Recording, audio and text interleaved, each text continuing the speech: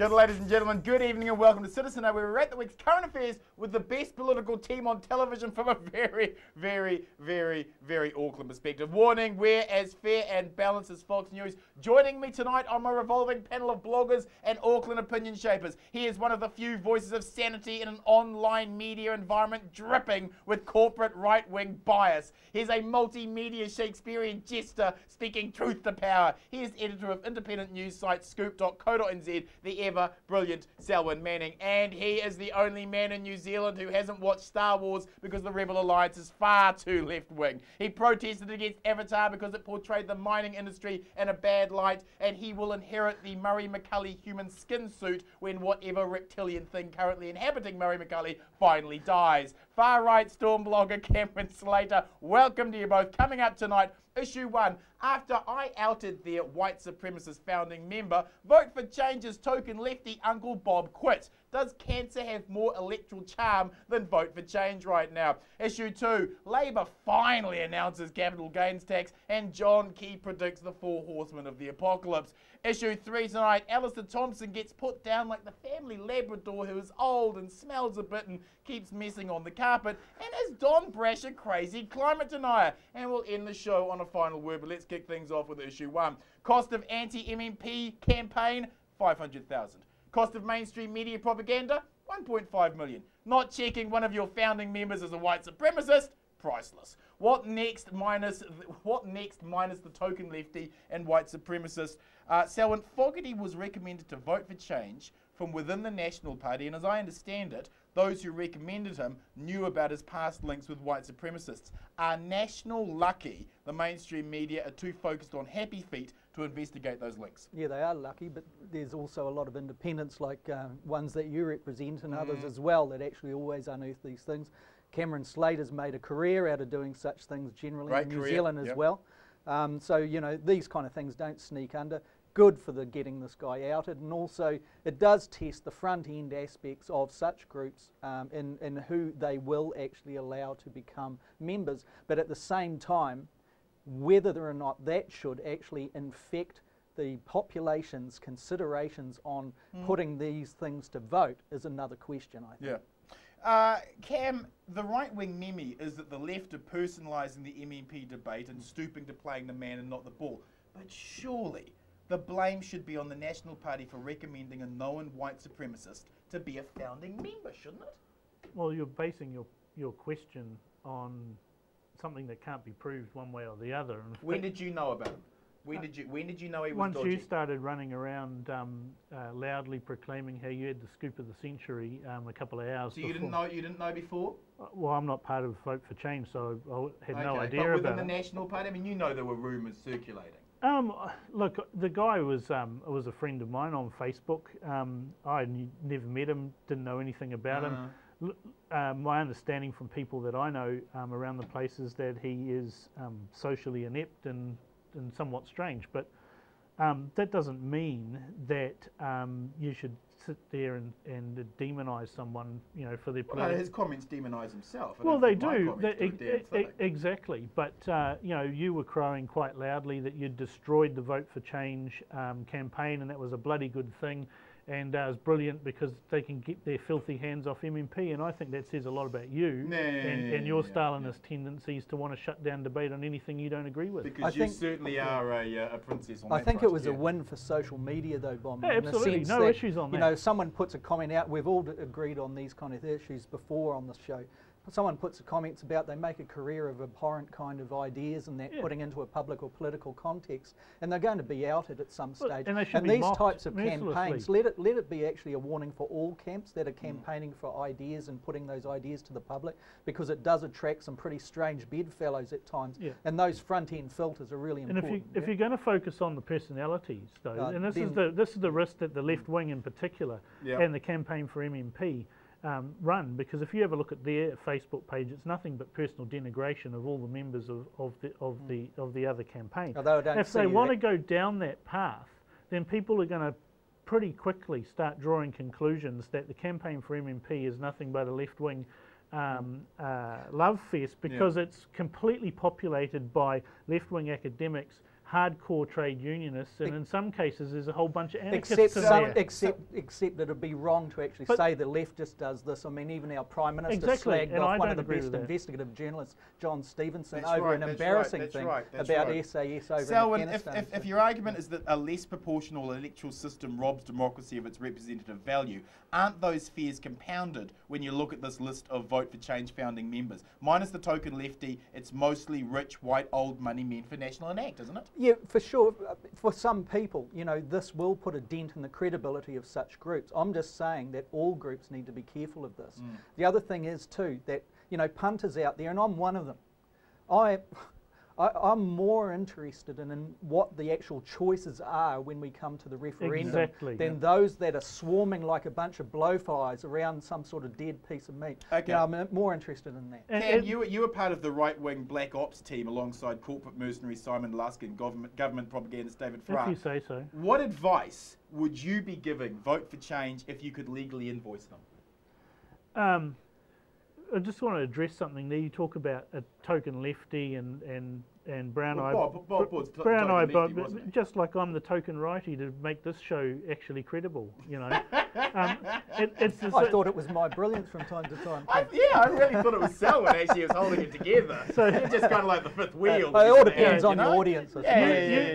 Using epithets like token, and that just demeans people's actual beliefs. And Bob actually believes that MMP was a mistake. Now, just because he was what you could describe token doesn't take away his personal belief in any way. So what would you be advising Vote for Change right now? Where would you advise? Because could they have ever launched a $10,000 competition for people to come up with ideas for advertising for them? They're outsourcing now. Well, I think that's brilliant.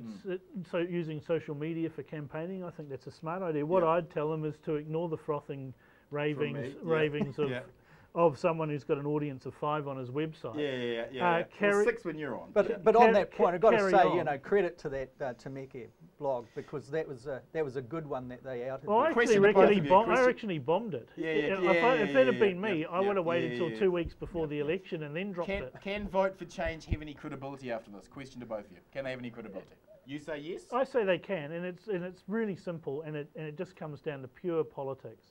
Is that you fired the one shot that you're ever going to get on them, and that's it. And the Rugby World Cup starts in a couple of weeks. Right now, even this week, people are more focused on the final of the Super 15. You still think that? And in 5 weeks' time after the World Cup, once excerpts of my book start coming out, people start hating on politicians, they're going to be pretty sick of hearing about people who support MMP. Do they have any credibility? They've had a bit of a knee in the guts, haven't they, you know, over this type of thing. The strength of their argument will be in what they're actually proposing, supplementary member, you know, and all of that type of thing, and how it weighs against MMP really at the end of the day. You know, that's how it is. Question to both of you, would it be better to shut down Vote for Change and start another group advertised as 100% white supremacist free? Should they maybe like relaunch the brand? Look, you're trying to tar a group on the basis of one member. If you take the National Party, there are 44,000 members, and you're saying that they're white supremacists because one member? How many founding members were white supremacists? Because one person is allegedly a white supremacist. You know, you're an unreconstituted communist. Does that mean the Labour Party and the Mana Party are unreconstituted Communism's too right-wing for me. What would you... do they need to go... What's the deal here? Do they need to start again? No, they need to stick to the knitting, but it's not up to us to advise, is it? Exactly. But the other thing is that Cam said that they're not in for pushing SM as supplementary member. I think as time goes on, this first part of the campaign is to say against MMP. When it ticks over at referendum, if they were successful in that push, then I think it would narrow down to who wins, who loses? Who wins, who loses? Who wins, who loses? People win on this one. People win by having debate. You know, we've got to have debate and stop you know, demonising people. Trevor Mallard's been absolutely appalling the way he demonises people. I love it when you lecture people on demonisation. Bomber, just on that thing, you know, like political parties, political discourse and debate, it attracts some pretty strange people. It it's does. good when It this type of thing is shown out in the open. Look at your Facebook friend list. Issue 2. After not telling New Zealand how they would fund their social spending policies, Labour prepared the ground for some political courage and finally taxed property speculators with a capital gains tax. The right wing predictably predicted the 4 horsemen of the apocalypse as a result. Selwyn, I interviewed Phil Goff last month, and I put to him that he had to find political courage and bite the bullet on capital gains tax. This is what he said to that. I think successive parties in government and opposition have lacked the confidence to do that. It's very easy for the government to create scare stories about it, but there is an argument for broadening the tax base. He's started that debate, hasn't he? Yeah, he has. There's some interesting aspects to that. First, a caution, and that is that we need to see what Labour proposes to actually minimise the impact on those who are renting houses. If all this does is create a situation where landlords pass the buck of the cost onto the those who are renting, then it's a failed tax. But the other thing is that successive governments, and Labour included, and all the others that go past in our history, have missed an opportunity of actually wimped out. Of actually putting in legislation that's fair and equitable and prudent. What we've seen really is in New Zealand is a sort of kind of property market tax haven for investment. When you see that investment in property, investment properties is actually 4 times the value of the stock exchange investment, I know. then there is an indication, a flag that says it's not been taxed. Cam, one of the touchstones of National Party faith has been the idea that New Zealanders understand the economic difficulties and don't want to borrow more, right? I think we all get that. But Stuff's online poll this morning on capital gains, with over 7,000 votes cast, put support for capital gains tax at 42%. I put to you that the public are equally willing to support a new capital gains tax in the same way they support no more borrowing. The National Party have misread the appetite for genuine restructuring of the economy, haven't they? No, I think that you in your man love for Phil Goff are missing the point here economic theory about a capital gains tax is that they have told what the details are. They've told them to the media. They had a nice quiet little whisper, and the media called their bluff on it and said, "All right, you're going to put that out. Let's see if you'll deny it when we go to press with it." And their soft launch has stalled. It's completely shot themselves in the foot with the capital gains tax.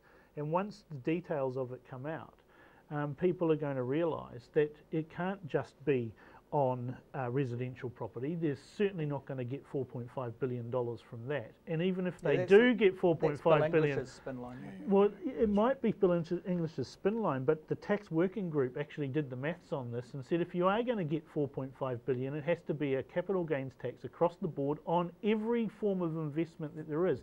Now, you said in your intro that this is going to get dirty, filthy property speculators. Property speculators are already covered by capital gains tax. That's simply from a point of view of political. Instead of cutting public services and borrowing more, New Zealand needs to grow its revenue base. But this capital gains tax, while a step in the right direction at punishing Cam's greedy property speculator mates, won't raise exactly the point he was making, the $4.5 billion for at least a decade. Yeah, but Labour need a transaction tax as well, don't they? Just remember that what was indicated this in its soft launch, and I think strategically it's a very strong move because it's put Labour on the headlines here, and that's what it takes. It gives everyone else a week. But what we're seeing is indications are that this capital gains proposal is actually the part of a grander plan. That you cannot just look at it in isolation. That this is, if it is anything that sets a Labour Party's economic policy platform out from a National Party one, is that there isn't a certain amount of economic engineering about it. You've got to say that the National Party has no grand engineering plan. Oh no, I agree with you on that. Apart from early last year, both the Prime Minister and Bill English, the Finance Minister, actually tried putting their toe in the water on property taxation. That's true. And they backed off it prior to the budget last year because the tax working group proposed a land tax. That's right. Cam, currently a New Zealander on $250,000 can decide that he is paying the top tax rate and he doesn't want to. So he goes out and he'll invest in 6 rental houses. He'll leverage himself up to the total amount that he can. He'll offset his cost on those rental houses off his tax, end up paying very little in tax on his other income, and then at the end of it, sell the properties and make a capital gain on top of that. How is the current system fair and just? The current system, how is it fair and just? Well, the current system is what the current system is. I mean, politicians and countries over the years has developed this system that. But that's not fair, is it? But again, we go back to you're decrying the fact that Kiwis invest in property and they don't invest in other areas. And then your beloved Labour Party says that, well, we're not going to have any asset sales. So the biggest things that would actually pump money into the stock market, into the share market, and give it some depth and give it some proper infrastructural type assets for Kiwis to invest in, the Labour Party won't let us. But you don't deny the current system is a rort. Well, it's a rort, isn't it? Well, there's so many loopholes anyway. I mean, if capital gains tax applies to the rural sector, bloody good show, because the rural sector are the largest people who have been milking that, and basically they've been taking the capital gains for their retirement and then mortgaging their children to pay for their retirement, who then have to then last another 25 years before they can do the same thing again. Question to both of you. In past elections, Labour and National have been called the Pepsi and Coke brands of politics, and that you can't tell the difference between them. With a capital gains tax, there can be no pretense that this won't be the most ideological election of almost a quarter of a century. Voters have a real choice this time, don't they? Well, I really wonder whether that will be the case, because Labour have proven over these last 3 years that when they've had a brilliant idea, it's all it has been is an idea. They've never had the depth and the maths or anything else. We had pretty stable government for 9 years. No, I'm talking about the last 3 years. I said the last 3 years, right? They came out with their Axe the Tax, which really meant, oh no, we can't really do that, so we'll just have a bus trip and we'll pretend we're going to Axe the Tax, which then morphed into GST off fresh fruit and vegetables when someone pointed out that won't work either. But getting down to what it's the most ideological, isn't it? What we're seeing is National, we know, is actually rolling into the right. That's, far beyond the centre right. We're seeing that the policies of what they're going to do if they get, the government but they're putting it to the vote. This election, they're putting it to the vote. Well, they're moving to the right. What we're seeing is Labour doing what National did last time, moving to occupy the centre. And it's a real test of the vote out there. This type of thing, it creates a difference. We haven't got Labour like National anymore. No, we've got pure, right over the other side. With Labour, Phil Goff's lucky, though. This does not rock the economy, this type of proposal with capital gains, because it's an area that has not yet been worked on. That's so right, therefore, there's been plenty of work. You put up GST like Bill English. We're only starting now to see in the New Zealand economy the stabilising effects of that. We've had a whole year of actual rocky road, lowering of tax in other areas. Well, let's now talk about that. starting How to disgusting is it that. for National to lecture on economic competence when it was their failed turbocharged rise to GST to subsidise a tax cut for the rich that left $1 billion deficit that's coming out of welfare? And how does adopting more low-tax, deregulation, Milton Friedman free market nonsense, which led to the 2008 economic collapse, get New Zealand out of the economic doldrums? Aren't we all Keynesians now? Aren't we all Keynesians? No way, I don't agree with Keynesian policy. I think it's stealing the future. But what you do agree with is borrowing this country's, to the oblivion. But Labour's solution is to borrow more. No, it's not. Yes, it is. Not now, not with this. It's got a bloody great big tax. It does not have a great tax. They are trying to bank on $4.5 billion, which won't come in for 15 years. Well, that's what Bill English says. But they've promised $7 billion in spending this year alone. Why they need the transaction tax? I'm glad you agree. So you want more taxation? This tax is all about fair and equity. Go fight an election on more taxes for people and see how you get on. Tax haven type stuff at the moment. No, we've got. And this is what's who wins, who loses by having a capital gains tax? Who wins, who loses? The people win? No, the people don't win. Right? That people are going to be taxed. How is taxing people more better for them? It's not taxing people more, it's taxing those who are actually exploiting, avoiding tax. And that they're actually being net in. That's the difference. No, good point. Thank you, panel. Coming up, Alistair Thompson gets put down like the old family Labrador that accidentally misses on the carpet. And is Don Brash a climate denial nutter? Citizen A is back after the break.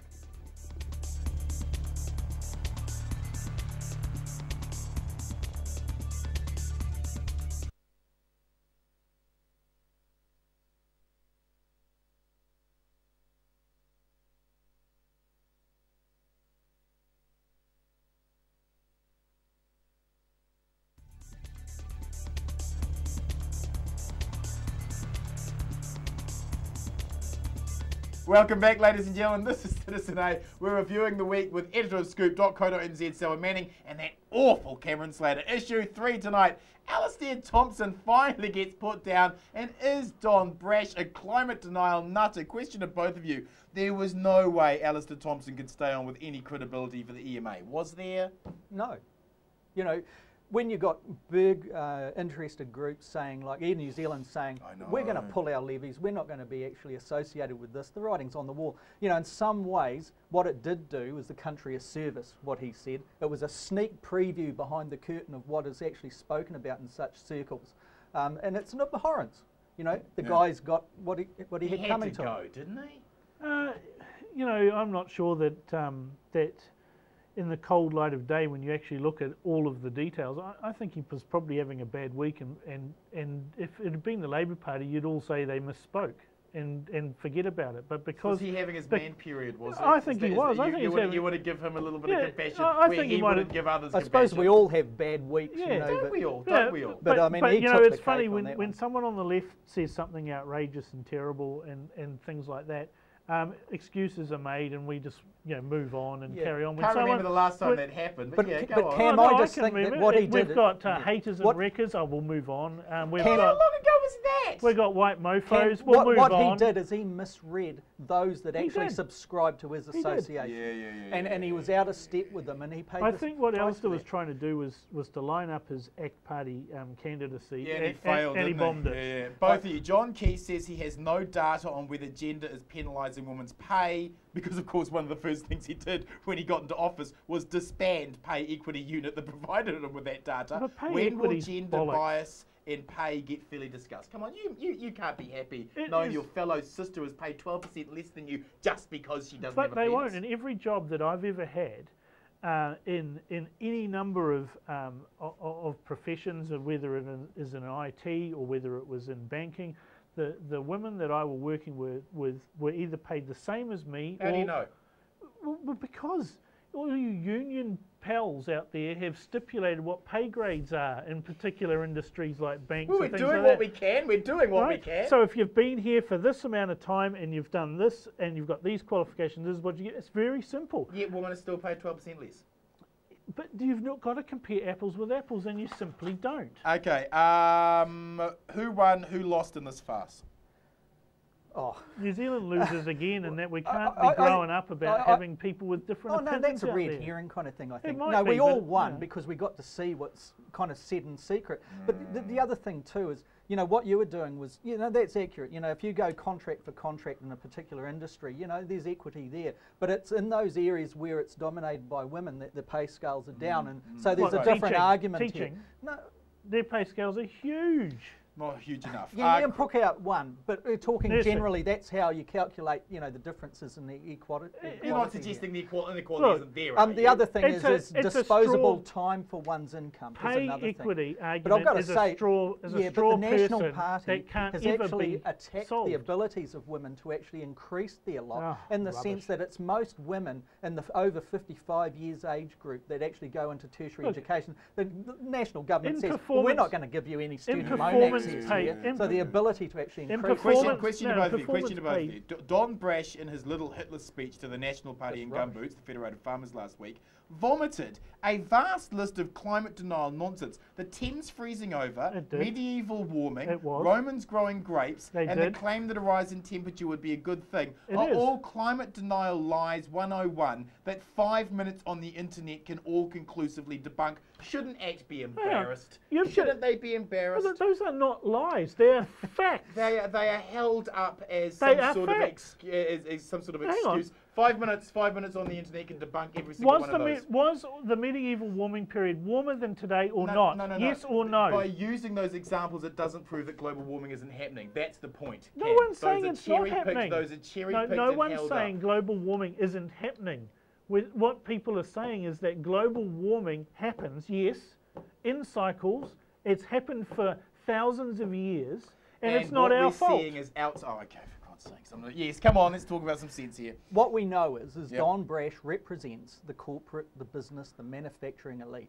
Good on They don't want their manufacturing abilities, their ability to accrue profit, to be damaged by a theory or a reality that says climate change is getting worse due to the emissions of an industrialised Earth. Now, all I would say is before Don Brash opens his mouth on such things, if he wants to be a politician of the people as opposed to just stakeholder groups, perhaps go visit Tokelau. Perhaps go to Nukunonu Atoll and actually see the erosion there. See that whole atoll goes under the water when a cyclone goes over. Question of both of you. Climate denial supporter Alan Gibbs, the money man in ACT's recent corporate coup, donated $100,000 to ACT in 2008, which afterwards led to ACT dumping their smart green environmental policy for their climate denial policy. ACT's principles and policy, they're just up for sale, aren't they? Well, so we know this. What's your problem? They appeal to 5 to 7% of the population who subscribe to those views. There's a huge amount of people in rural and coastal New Zealand that are really, really angry over things like the ETS, over Resource Management Act reforms that didn't go far enough. And Don Brash is going to appeal to those.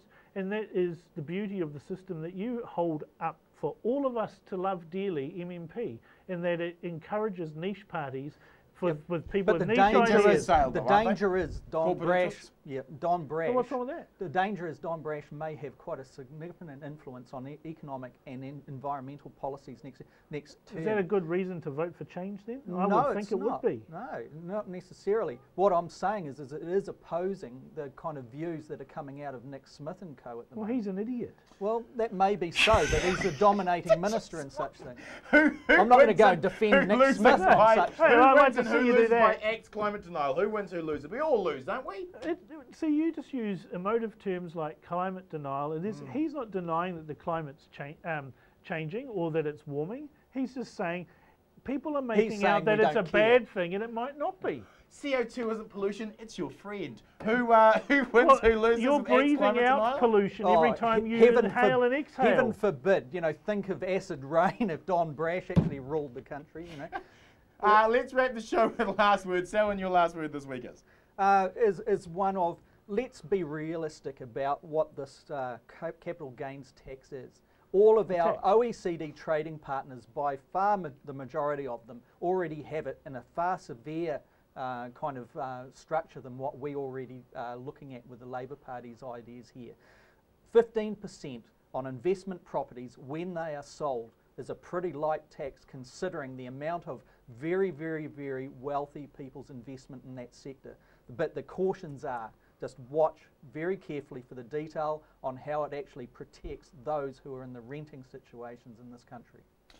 Cam, your final word, mighty wordsmith. Well, you've just spent a good portion of the program slagging off Don Brash, but in actual fact he's the only politician in New Zealand so far that's actually had something sensible to say about Fiji in the last week.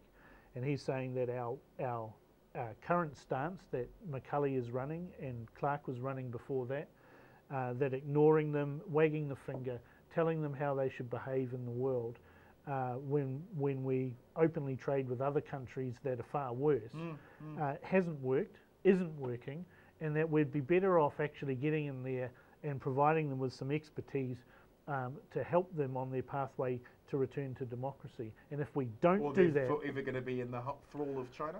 Well, that is just but one aspect to this whole thing. But if we stand there and continue travel bans and sporting bans and all of those sorts of things, they just are not going to get us across the line in helping Fiji to return to democracy. Thank you, Cam. Thank you, Selwyn. Ladies and gentlemen, to my final word, and it is, in Saudi Arabia, Muslim women are fighting for the right to drive in Auckland. They can't catch a bus. One of the joys of living in a liberal democracy is that we have a vast range of civil liberties. One of those liberties is the right to dress how we bloody well like. If I want to walk up the road in a chicken suit, I have every right to. I have no issue whatsoever with women who choose to wear a burqa. Welcome to New Zealand. Now, do I personally think that when Muhammad was asked how people should dress and he replied with modesty, do I think he meant a full burqa as modest? Well, no. No, I don't. But this ain't my religion, and it sure as bloody hell isn't up to me to tell Muslims how to interpret theirs. Tolerance and acceptance of our difference goes further to strengthen our society than persecution and suspicion ever will. Which is why it's so disappointing that the Secret Intelligence Service were granted extra spying powers in secret, using the Rugby World Cup as the excuse, while police harass union staff and Mana Party members at home for details of Rugby World Cup protests. This SIS in the past has determined the sex lives of Green Party members were a security issue that required spying. Why the bloody hell we would trust them with more powers when they can't responsibly use the ones they currently have is beyond me. The speed and secrecy with which these powers are rushed through means not only as New Zealanders do we have to put up with the massive cost of hosting the Rugby World Cup alongside the terrible spike in domestic violence and sexual assaults, we also have to put up with police using the Rugby World Cup as an excuse to spy and intimidate Mana Party members and Union Unite members. The police should be thankful that we are far more tolerant of them and their naked grabs for power that erode our civil liberties than New Zealand bus were of a veiled Muslim woman. If you like tonight's show, please join our Citizen A Facebook site and connect with other like-minded news citizens, and follow me on my Citizen Bomber Twitter and Facebook page. Thanks for watching, whānau. Good night, Aotearoa.